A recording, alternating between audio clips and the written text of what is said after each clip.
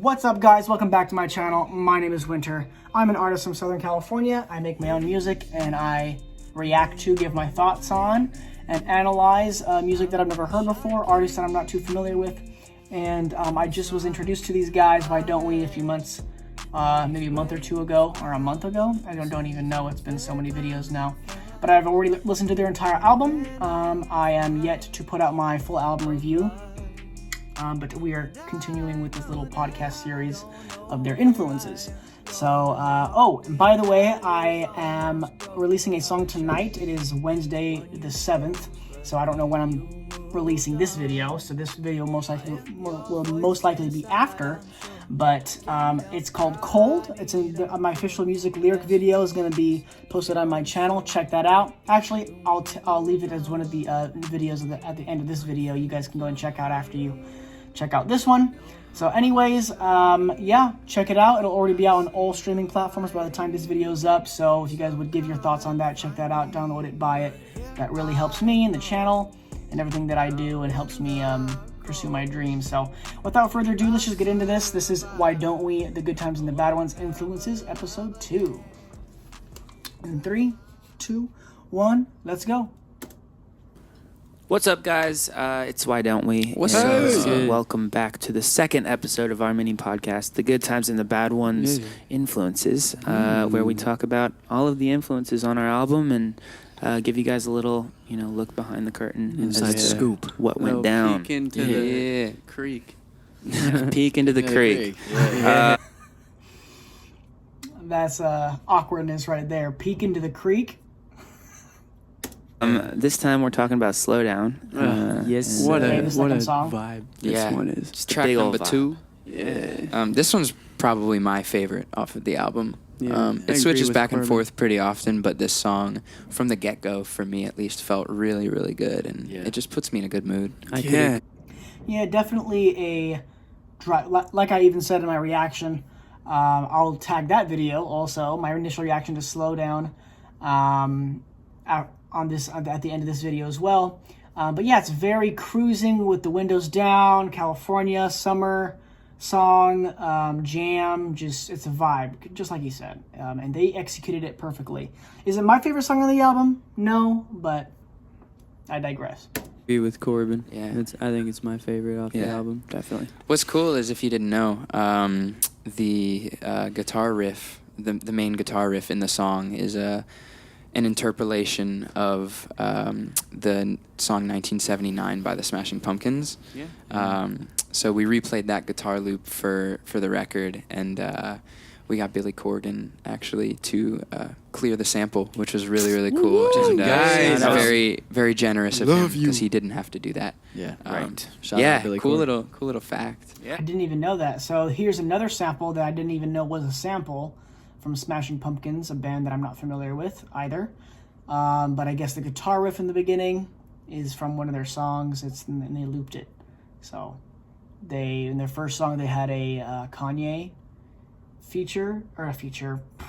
Kanye sample, and this one they have a Smashing Pumpkins. So let's see if they continue with this sample type of production style. That loop is so nice. Such a sick band, too. Smashing Pumpkins are crazy. Yeah. Even the video for this song kind of was in the same vein as their video for 1979, in the sense that it was just like very free-spirited. That's and what we were actually aiming for. Yeah. And it turned out the exact way that we wanted it to. Cruising around LA, sunset, good vibes. It's a very nostalgic video. Well, I would hope it turned out the way that you guys wanted it to. Especially if you guys are writing it all, producing it all, except for the sample, of course.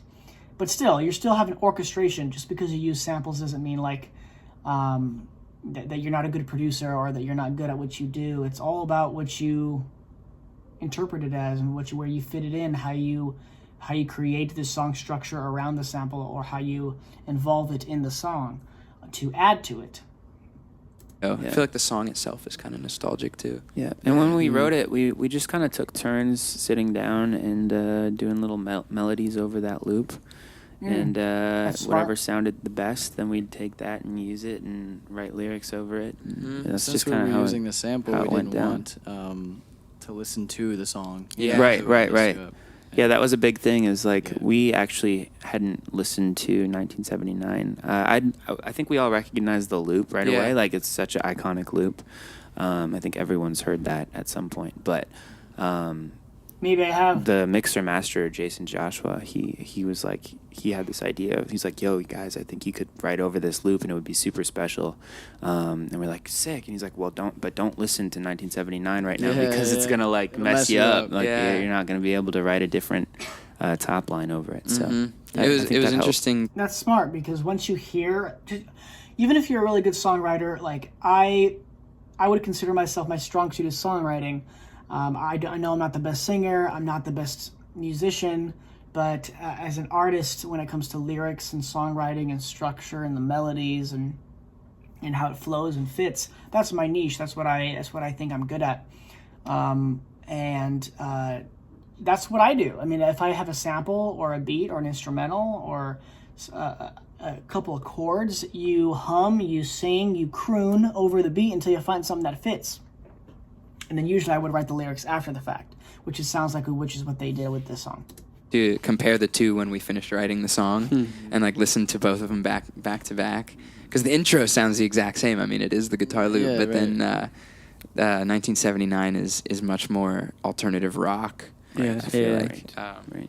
Yeah, dope song though. Hey, if you're ever driving too, put your windows down, put on slow down. Yeah, for real. See, and I promise you. What did I say? What did I say right there? Woo! You'll be in a great headspace. Yeah. Nice. I also love too that the structure of the song is kind of interesting. Like you don't at first until about verse 2. I feel like you don't really know what part of the song you're in. Like, are you in the verse? Are you in the chorus? Are you in the pre? And then all of a sudden, verse 2 comes around. And the drums come back in, and it's like, oh, okay, I'm in verse 2. I now know what the structure. It feels very just flowy. Yeah. I feel like that song, just creativity and care. Oh, look at this guy creeping in the back over here. Carelessness created slowdown. Yeah. And I don't know. It's just I love that song. Very special. The one bar in it. What's it? What does it say? I think we need a little Californication. Mm-hmm. We took a shot at this, but maybe we're too wasted. Bars. Yeah, bars. It's hard to swallow, but I know we gotta chase it. Give it to him. Come on. It's like, those bars are.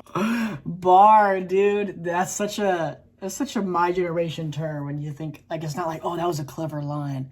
Nah, that was a bar right there, even though it's not a hip hop song. Those might be some of the best lyrics that we've written. I would like to think so. Yeah, that went crazy. But yeah. Yeah, so that's Slowdown. That made Slowdown. Yeah. Well, thank you so much for listening. Our new album, The Good Times and the Bad Ones, is out now everywhere. And if you want to follow us on our journey in the musical world, we are at Why Don't We Music. Yeah. Yes, sir. On everything, all platforms of the social world. Yeah. So, Find us. Follow us. Yeah. Follow us on social media, just not in person. Just not in person. All right, bye. Signing off. Slow Down, like I said, it's not my favorite song, but I see it's cool how it all came from a sample. They wrote to the sample, added in the drums. They went for a summer vibe, relax, clear headspace type vibe, windows down, on your way to the beach, having a good time, and they executed it perfectly. For what they were doing, what they were trying to do, for a pop song, they did awesome. Is it something I would listen to every day? Probably not. Do I mind it if it played? No, not at all. I'd probably even sing along to it too. It's just not something I would jam or I would purposely put on. When it comes to, singing and in the car or whatever. So anyways, let's get into this next episode 3. Why don't we? Influences. Let's go. 3, 2, 1. What's up? It's Why Don't We? What's up? Hey. Welcome back to our mini podcast, The Good Times and the Bad Ones Influences. Yeah. Where we talk about all of the music that inspired our new album, The Good Times and the Bad Ones. Yeah. So I've never really heard Jack speak that much. So, like the first time I've heard him speak, and his turn to kind of open the intro of it. I like his tattoo of the piano keys and all that. That's pretty cool. But yeah. Thanks so much for tuning in. Yeah, let's talk about Lotus In. Lotus. Lotus In. What a good old Track tune. 3, baby. What a great song. Lotus In was intended so specifically for the end of the show. Yeah. Yeah. For the live show, you know, it's just such a banging song. It is banging. It's that huge anthem, and like even conceptually, the song's about like never wanting the night to end, and lyrically, it's like that's smart, because when you're at a show, you obviously never want the night to end, but you're ending with that song that gives you that feel. So when you leave, you're like, oh, I wish we were still. I wish they had another song. I wish they kept playing. I wish this concert would never end. Pretty smart. we could turn back time, do it all over again. Tomorrow we could press rewind. So I just imagine our fans at the shows singing this song, last song of the night. They're like, I never want this night to end. It just feels like it fits that. Thinking song. about ending the show with that song. It's got that We Are Young vibe to it a little bit too. Yeah. Fun. Maybe we could turn back time. Like it was very in that vein. Yeah. I don't know if Fun was so good. Oh yeah. I don't know if you know this. It's sort of. I can kind of see that same kind of vibe, but yeah, I mean they're different, obviously, but yeah, I can hear that definitely. Around the same concept of Percy Jackson and the Lightning Thief. They stay at this place called the Lotus Hotel and Casino, where time doesn't really exist. I've read the book for that. They eat these lotus flower things, and they basically think they're there for like 3 or 4 hours, but it's actually like 5 days. And they realize that people get stuck there for their whole lives, and it's kind of this crazy place. And so we wanted to write this song about that concept of like a place where time is super warped and how that would look in a positive setting. Yeah.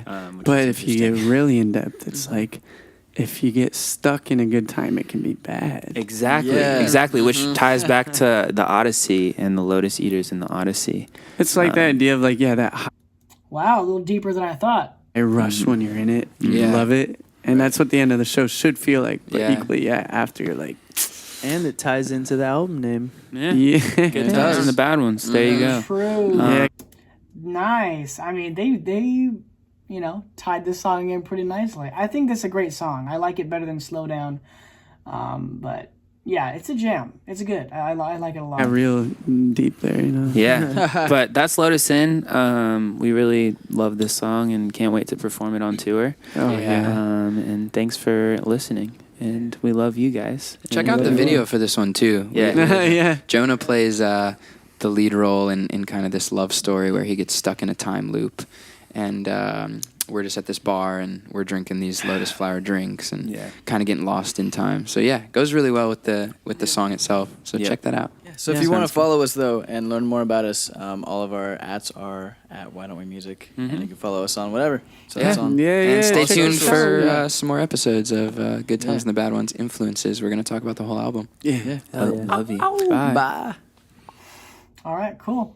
All right, guys, that is it. That is the episode 2 and 3 of Why Don't We and their influences for the album, for Slow Down, and for Lotus In.